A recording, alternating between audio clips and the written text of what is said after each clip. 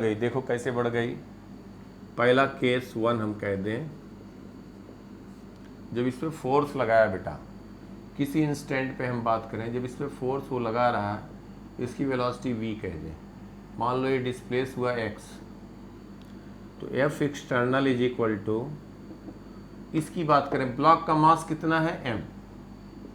देखो ध्यान से, F एक्सटर्नल क्या हो जाएगा बेटा, मास इंटू एक्सेलरेशन, या इसी एक्सेलरेशन को v dv बाई dx बताया हूं कि नहीं बताया हूं, लिख सकते हो। अब हम कह दें जो फोर्स लगा उसके कारण वर्क डन जो dw हुआ dx डिस्प्लेसमेंट के लिए, मतलब ये x है तो dx, जब ये इसका सेंटर dx डिस्प्लेस हुआ, ध्यान देना बेटा, dx डिस्प्लेस हुआ तो ये वर्क डन जो हुआ, F external dot product dx कहोगे, कहोगे कि नहीं कहोगे। तो F एक्सटर्नल कितना हुआ, mass into acceleration v dv by dx into dx, ये दोनों स्केलर हो जाएंगे, F external into dx, magnitude of first magnitude of second into cos zero, cos zero कितना हो जाएगा बेटा 1, कॉस जीरो हो जाएगा 1, बिल्कुल सही। तो M V D V by D X ये लिख दोगे बेटा,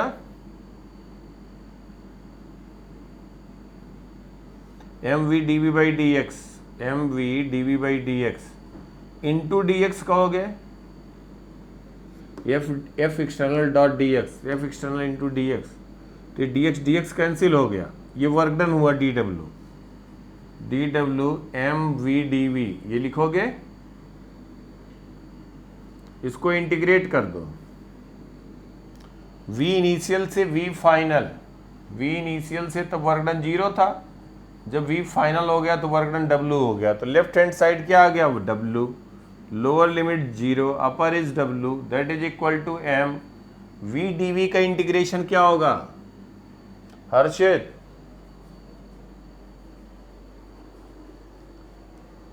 v dv का इंटीग्रेशन, v dv का इंटीग्रेशन कितना होगा, x dx होता है एक्स स्क्वायर बाई 2, तो ये हो जाएगा v स्क्वायर बाई 2, इनिशियल कितना है v इनिशियल, फाइनल कितना है v फाइनल, तो left hand side w is equal to half M V final square minus half M V initial square, ये क्या आ गया, इसका मतलब जो वर्क डन हुआ this is final kinetic energy minus initial kinetic energy, तो वर्क डन W लिख सकते हैं kinetic energy final minus kinetic energy initial, तो चेंज इन काइनेटिक एनर्जी क्या कहोगे बेटा, change in kinetic energy, change in kinetic energy, इसका मतलब हुआ कि इसकी काइनेटिक एनर्जी बढ़ गई, जो हमने वर्क किया that has been transfer to increase the energy of this block, वो कौन सी एनर्जी इंक्रीज किया, उसको कहते हैं काइनेटिक एनर्जी, क्या कहते हैं काइनेटिक एनर्जी, काइनेटिक एनर्जी, इसको इसी को कहते हैं काइनेटिक एनर्जी। तो कहीं पे एनर्जी लॉस नहीं हुआ, जो हमने वर्क किया that has been increase in its kinetic energy, इसकी वेलोसिटी ज़्यादा हो गई, इसका मतलब कि इससे जब इसकी वेलोसिटी ज़्यादा हो गई, मतलब अगर इनिशियल जीरो होता तो इनिशियल जीरो था वेलोसिटी, इसके पास फिर कुछ फाइनल वेलोसिटी आ जाती, उससे भी हम कुछ वर्क करवा सकते थे, मतलब वो एनर्जी हम रिकवर कर सकते थे, वही एनर्जी ट्रांसफर हो गया, तो work done involves energy transfer, clear बेटा, लिखो इसको, कुछ भी किसी को डाउट रहा कर पूछना बेटा,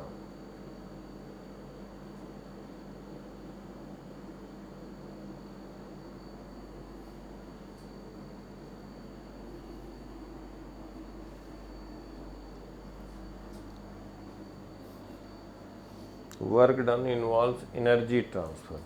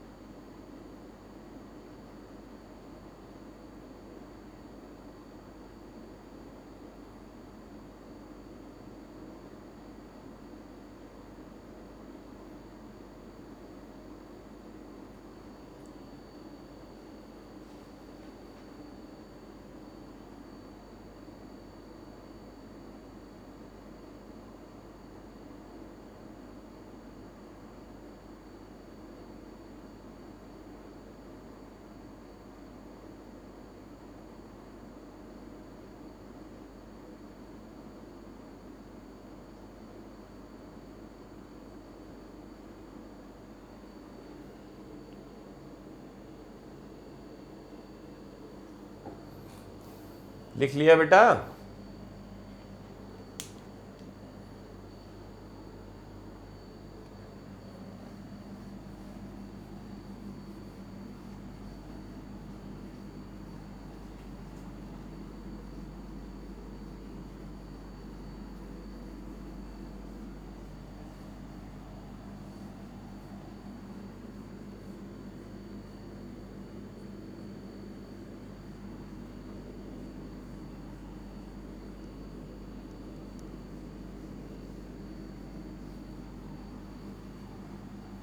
सेकंड केस में देखो, केस 2 में लिख रहे हैं बेटा, work done by external agent on rough horizontal surface.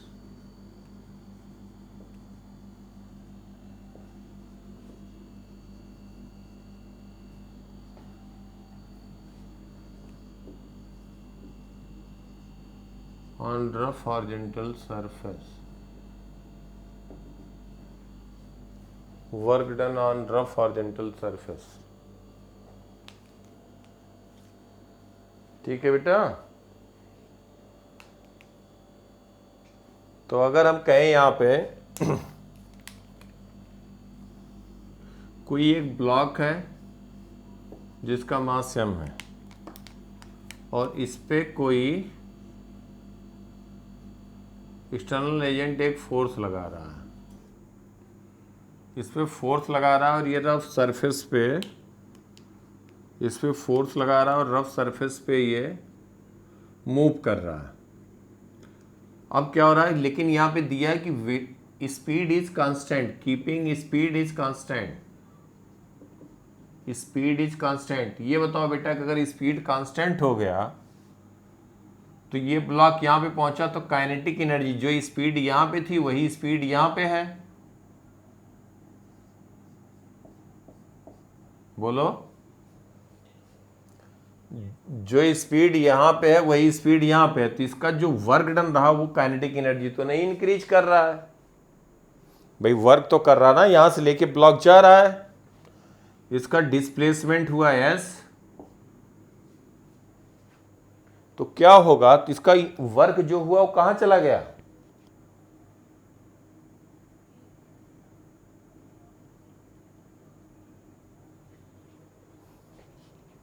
इसके पहले वाले में तो काइनेटिक एनर्जी बढ़ा दिया था, स्मूथ सरफेस था। अब ये इसको कांस्टेंट स्पीड से लेके जा रहा है भाई, स्मूथ सरफेस था तो देखो बेटा, स्मूथ सरफेस जब था तो फोर्स अगर कुछ लगाएगा तो एक्सेलरेट करेगा, ब्लॉक एक्सेलरेट करेगा तो इसकी काइनेटिक एनर्जी बढ़ेगी, इसकी काइनेटिक एनर्जी बढ़ेगी तो क्या हुआ, तो काइनेटिक एनर्जी में ट्रांसफर हो गया इसका वर्क डन। यहां पे क्या होगा बेटा कि सरफेस रफ है, रफ सरफेस होने के कारण जो ये मैन इस पे फोर्स लगा रहा है, फ्रिक्शन फोर्स किधर लग रहा होगा, बैकवर्ड डायरेक्शन में, और वो क्या होगा, इसका mg वेट नीचे लग रहा है, नॉर्मल रिएक्शन n1 है, तो फ्रिक्शन हो गया म्यू n1, फ्रिक्शन फोर्स क्या हो गया म्यू n1। हुआ कि नहीं बेटा? और n1 कितना हो जाएगा mg, तो म्यू n1 जो फ्रिक्शन फोर्स हुआ म्यू mg, ये जो फ्रिक्शन फोर्स हुआ बैकवर्ड लग रहा है, बैकवर्ड लग रहा, तो क्या हो रहा है बेसिकली, ये जो मैन फोर्स लगा रहा है वो किसके बराबर लगा रहा है, इस पे फोर्स, एक्सटर्नल फोर्स जो होगा एफ एक्सटर्नल, वो यही काइनेटिक फ्रिक्शन के बराबर ही लगा रहा है। क्यों बराबर लगा रहा है बेटा, तभी तो इसकी स्पीड कांस्टेंट रहेगी, इसकी स्पीड कांस्टेंट तब रहेगी जब इस पे नेट फोर्स जीरो होगा। नेट फोर्स कब जीरो होगा, एक्सटर्नल फोर्स राइटवर्ड लगा, फ्रिक्शन फोर्स बैकवर्ड लगा। अब अगर राइटवर्ड फोर्स लगा और लेफ्टवर्ड फोर्स लगा तो नेट फोर्स जीरो हो गया, तो जो भी स्पीड यहां पे रहेगी, कोई भी इनिशियल स्पीड रहे वही कांस्टेंट रहेगा। क्यों रहेगा, क्योंकि जितना उस पर फोर्स ड्यू टू फ्रिक्शन आ रहा है उतना ही इसने एक्सटर्नल फोर्स लगा रखा है। तो ये ब्लॉक जो होगा एक्सेलरेट नहीं करेगा, मतलब वो जो वर्क कर रहा है वो इसकी काइनेटिक एनर्जी इंक्रीज करने में स्पेंड नहीं हो रहा।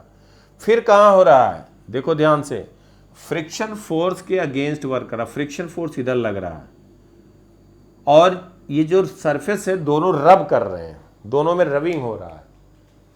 अगर दो सरफेस के बीच रफ सरफेस है और उनके बीच अगर रिलेटिव मोशन होगा तो कुछ वहाँ पे जो कांटेक्ट सरफेस होगा उसका टेम्परेचर बढ़ेगा या नहीं बढ़ेगा? बढ़ेगा। तो वो बेसिकली हीट एनर्जी में कन्वर्ट हो रहा है। जो वर्क कर रहा है उनके बीच कुछ उसका टेम्परेचर सरफेस का, कांटेक्ट सरफेस का टेम्परेचर बढ़ रहा है। और क्यों हो रहा है? क्योंकि रबिंग हो रही, फ्रिक्शन फोर्स बैकवर्ड लग रहा है। तो यहाँ पे हम कहेंगे कि जो हीट एनर्जी, यहाँ पे हीट एनर्जी प्रोड्यूस होगी, हीट प्रोड्यूस होगा, तो उसको क्या लिखो है? क्या बेटा? हाँ, हीट प्रोड्यूस होगी, बिल्कुल। तो यहां पे कहेंगे स्पीड इज कांस्टेंट, एक्सेलरेशन 0 होगा। स्पीड कांस्टेंट है तो काइनेटिक एनर्जी में हीट गई नहीं, तो सरफेस क्या होगा? उस सरफेस का टेम्परेचर बढ़ जाएगा ड्यू टू रबिंग। तो हम कहेंगे कि वर्क अगेंस्ट काइनेटिक फ्रिक्शन हमने यहां पे किया, तो हीट प्रोड्यूस्ड क्या लिखोगे? हीट प्रोड्यूस, जो इसने वर्क किया वो एनर्जी कहाँ गई बेटा? वर्क जो किया इसने वो हीट में प्रोड्यूस हो गया। अब हम कहें हीट प्रोड्यूस कितना हुआ? हीट प्रोड्यूस कितना हुआ? हीट प्रोड्यूस कहेंगे जो इसने वर्क किया। तो वर्क कितना किया? यहाँ से यहाँ ले जाने में इसने फोर्स कितना लगाया? म्यू एम जी लगाया। क्यों म्यू एम जी लगाया? तभी इसकी वेलोसिटी कांस्टेंट रहेगी। तो mu M G into S displacement. और ये हम कहेंगे जो हीट प्रोड्यूस होगा ये हमेशा पॉजिटिव होगा, हीट प्रोड्यूस नेगेटिव नहीं हो सकता। समझ पा रहे हो बेटा? Always positive. तो हीट प्रोड्यूस जो इसने वर्क किया या फ्रिक्शनल की वैल्यू पता लग गई।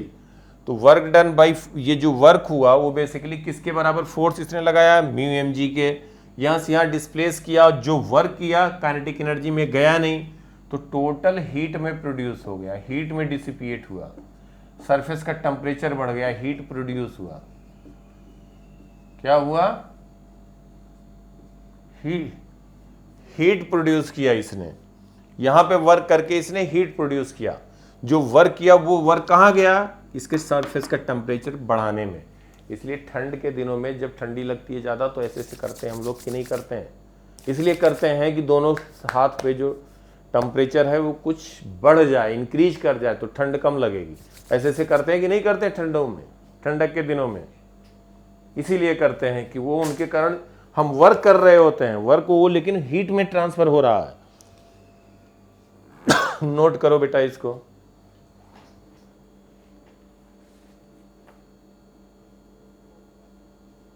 लिख लिया?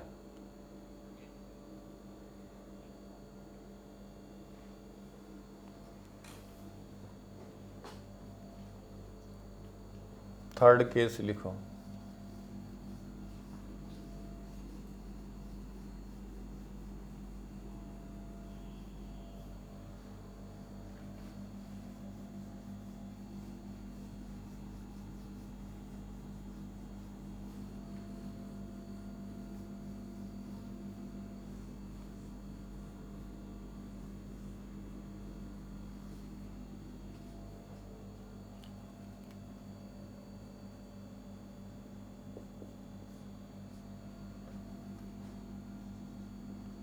work done by external force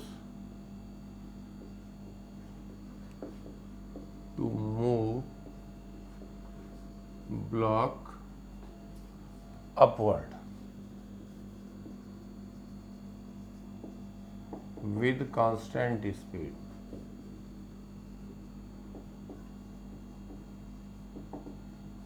अब क्या हुआ बेटा कि एक ब्लॉक है, कहीं से हम कहें तो इसको एक्सटर्नल फोर्स लग रहा है इस पे, इसका वेट लग रहा होगा mg, और हम कह दें इसको h हाइट तक लाया गया ग्राउंड से, लेकिन v कांस्टेंट है। v क्या है? कोई भी एजेंट अगर वर्क कर रहा, ध्यान देना, तो वो बेसिकली एनर्जी ट्रांसफर कर रहा है। Work done is a energy transfer. तो अब यहाँ पे एक बात ध्यान दो, पहले केस में क्या किया था, काइनेटिक एनर्जी बढ़ाया था, तो यहाँ काइनेटिक एनर्जी कांस्टेंट हो गया है, वहाँ पे वर्क किया नहीं गया। हीट प्रोड्यूस क्या हुआ, 0 है, यहाँ पे वर्क हुआ नहीं। काइनेटिक एनर्जी कांस्टेंट है, इसको इंक्रीज करने में वर्क हुआ नहीं। तो जो ये एक्सटर्नल एजेंट इसको लेके जा रहा है अपवर्ड, जैसे 10 kg का एक बकेट है, उसके अंदर वाटर, उसको हम सीधा रोप से वर्टिकल डायरेक्शन में कांस्टेंट स्पीड से अपवर्ड डायरेक्शन में ले जाएं सेकेंड फ्लोर पे, तो हमने फोर्स लगाया उस पर, अपवर्ड कांस्टेंट स्पीड जा रहा, तो वर्क किया हमने कि नहीं, डिस्प्लेस तो उसी डायरेक्शन में हुआ। भाई ये H यहाँ फोर्स के डायरेक्शन में डिस्प्लेस हुआ, तो वर्क डन तो पॉजिटिव आया। एक्सटर्नल फोर्स किसके बराबर होगा, mg के। क्यों, अगर नेट फोर्स 0 नहीं होगा तो v कांस्टेंट नहीं हो सकता, तब एक्सेलरेट कर जाएगा ना बेटा। F ज्यादा होगा तो एक्सेलरेट अपवर्ड कर जाएगा, अगर mg ज्यादा होगा तो डी एक्सेलरेट कर जाएगा। तो ये भाई लेके तो गया अपवर्ड डायरेक्शन में, ये अपवर्ड डायरेक्शन में इसको ले गया, अपवर्ड डायरेक्शन में ले गया। किस हाइट तक ले गया, h हाइट तक। तो इसने वर्क किया, वो वर्क किया, और F एक्सटर्नल की वैल्यू कितनी होगी,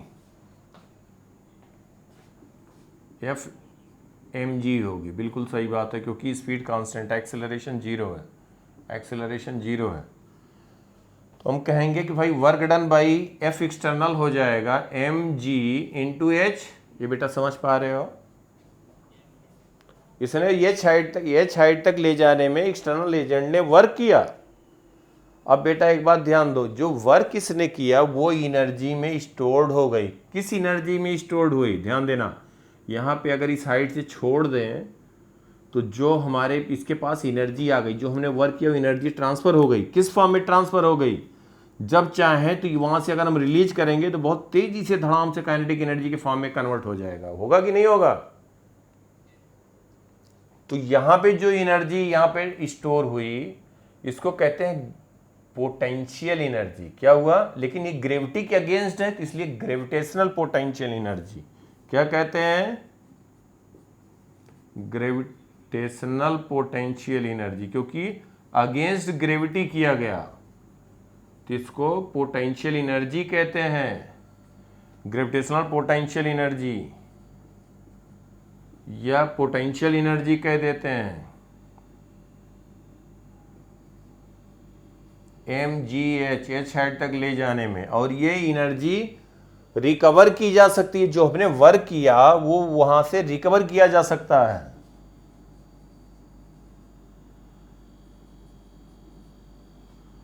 तो ये एनर्जी रिकवर किया जा सकता था, ये एनर्जी रिकवर किया जा सकता है। इसलिए यहां पे जो ग्रेविटेशनल फोर्स है, जो यहां पे हम कहें, जो ग्रेविटेशनल के फोर्स के अगेंस्ट, ग्रेविटेशनल पोटेंशियल एनर्जी हमने कहा, ग्रेविटेशनल फोर्स के अगेंस्ट जो वर्क किया गया, तो वो हम एनर्जी को फिर से रिकवर कर सकते हैं। तो ऐसे फोर्सेस को हम कहते हैं कंजर्वेटिव फोर्स। अभी नाम याद रख लो, जहां पे एनर्जी रिकवर किया जा सकता है, तो यहां पे हम कहेंगे that is conservative force. Conservative force. और जहां पे हीट जहां पे प्रोड्यूस हुआ था, जब रब किया गया था सरफेस, सेकंड केस में, तो वहां पे हीट प्रोड्यूस हो गया, उससे हम फिर वापस एनर्जी को रिकवर कर सकते हैं, नहीं कर सकते हैं। तो वहां पे जो फ्रिक्शन फोर्स था, क्या था, फ्रिक्शन फोर्स। ये बेटा अगेंस्ट ग्रेविटी वर्क किया गया, ये work done by external agent, तो ये आया अगेंस्ट ग्रेविटी वर्क किया गया। तो ग्रेविटेशनल फोर्स है that is conservative force, frictional force is non conservative force. Second case में लिख लो, वहां पे energy can not be recovered. Second case जहां पे लिखे हो, energy can not recovered, so frictional force is non conservative force. So frictional force is non-conservative force.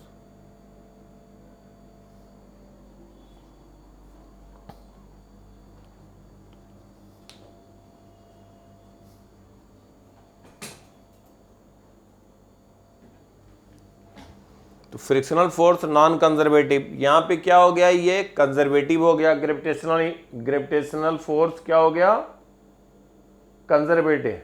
इसी को कहते हैं potential energy. H height, gravity के अगेंस्ट एच हाइट ले गए, उसी को कहते हैं ग्रेविटेशनल पोटेंशियल एनर्जी. समझ गए बेटा. अब नेक्स्ट लिखो, work done by an external force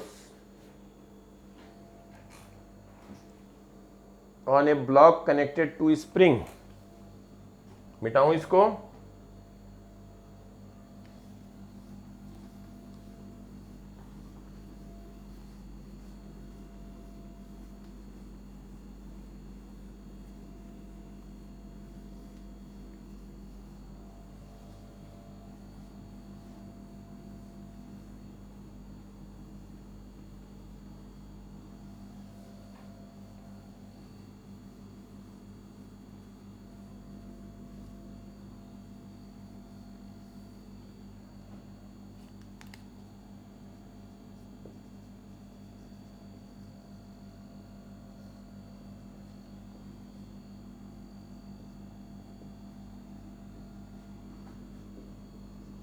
on block connected to spring, V is constant speed से हम बात कर रहे हैं. यहाँ पे एक स्प्रिंग है, स्प्रिंग फोर्स पढ़ा दिया था. ये ब्लॉक है बेटा, तो ये स्मूथ सरफेस है, नेचुरल लेंथ में है. अब एक बात देखो, इसको अगर हम इसको इलांगेट करें, इस पे फोर्स लगाएं F, ये हुआ X. इस पे अगर फोर्स F लगा, X इलांगेट हुआ, तो स्प्रिंग कांस्टेंट K कहें, तो इस पे स्प्रिंग फोर्स KX इधर लग रहा होगा. अगर V कांस्टेंट है, कांस्टेंट स्पीड से जा रहा है, इसका मतलब जो वर्क कर रहा है एक्सटर्नल एजेंट, बेटा ध्यान देना, जो वर्क कर रहा है काइनेटिक एनर्जी बढ़ने में नहीं स्टोर हो रहा है, काइनेटिक एनर्जी नहीं बढ़ रहा है, हीट प्रोड्यूस नहीं हो रहा है, हीट प्रोड्यूस नहीं हो कर रहा है. ये स्मूथ सरफेस है, हीट नहीं प्रोड्यूस हो रहा है, ग्रेविटी के अगेंस्ट वर्क नहीं कर रहा है, ग्रेविटेशनल पोटेंशियल एनर्जी नहीं बढ़ रही है. तो जो वर्क कर रहा है वो एनर्जी कहाँ जा रही है. हाँ, तो ये रिकवरेबल है, ये भी रिकवर किया जा सकता है. इसको हम लेके कांस्टेंट स्पीड से जा रहे हैं, जब छोड़ेंगे बहुत तेज ये लेफ्टवर्ड आएगा, तो ये भी एनर्जी इसके, ये जो इंक्रीज कर रहा है स्प्रिंग का लेंथ, तो इसके पोटेंशियल एनर्जी के फॉर्म में स्प्रिंग में स्टोर्ड हो रही है. तो इसको कहते हैं इलास्टिक पोटेंशियल एनर्जी. क्या कहते हैं, इलास्टिक पोटेंशियल एनर्जी. अब देखो, जब V कांस्टेंट होगा तो F एक्सटर्नल की वैल्यू किसके बराबर होगी, KX. मान लेते हैं X इलांगेट हुआ. समझ पा रहे हो बेटा. तो हम अब कह दें dx, इसको हम कह दें work done, dw is equal to F external dot dx. तो इसी डायरेक्शन में डिस्प्लेसमेंट हो रहा है, इसी डायरेक्शन में एक्सटर्नल इंक्रीज कर रहा है लेंथ, एक्सटर्नल फोर्स के कारण वर्क डन की बात कर रहे हैं. तो dx इसी डायरेक्शन में, क्यों, क्योंकि इसका लेंथ इंक्रीज कर रहा है, हम work done by external agent लिख रहे हैं. मैग्नीट्यूड kx के बराबर होगा, मैग्नीट्यूड kx के बराबर होगा. तो kx तो लेफ्ट वर्ड डायरेक्शन लग रहा है क्योंकि स्पीड कांस्टेंट है. तो kx dx हो गया, क्योंकि दोनों के बीच एंगल 0 है, तो इसको कहें F एक्सटर्नल इंटू dx. तो ये बेटा हो गया kx dx, ये हो गया dw. ध्यान देना, x 0 से x तक इलांगेट हुआ, 0 से w. तो वर्क डन कह सकते हैं k हो गया बाहर, x dx हो गया x square by 2, lower limit 0 है, अपर एज x. तो ये हो गया work done by external agent, that is equal to half kx square joule. तो ये एनर्जी किसमें बेटा स्टोर्ड हुई, इसको कहते हैं स्प्रिंग के elastic potential energy. Elastic potential energy, elastic potential energy is equal to half kx² joule. समझ गए बेटा? और यहाँ पे भी एनर्जी रिकवर की जा सकती है। जब इसको रिलीज करोगे तो वापस काइनेटिक एनर्जी की फॉर्म में आएगी वेलोसिटी से। यहाँ वेलोसिटी नेचुरल लेंथ पे 0 था, अब यहाँ पे इसको इलांगेट करके छोड़ोगे तो इस समय इसके पास वेलोसिटी आ जाएगी। तो कहाँ से आई? स्प्रिंग के पास एनर्जी स्टोर्ड थी, जो वर्क हमने किया, जो हमने वर्क किया वही स्टोर्ड हो गई, तो इसको इलास्टिक पोटेंशियल एनर्जी। तो spring force is also a conservative force, जिससे हम एनर्जी को रिकवर कर सकें। तो इसको हम कह सकते हैं spring force is also conservative force, conservative force. समझ गए बेटा? क्लियर बिल्कुल? यहां तक बिल्कुल रिवाइज कर लेना अच्छे से, यहां तक। ओके बेटा, bye, take care, bye bye.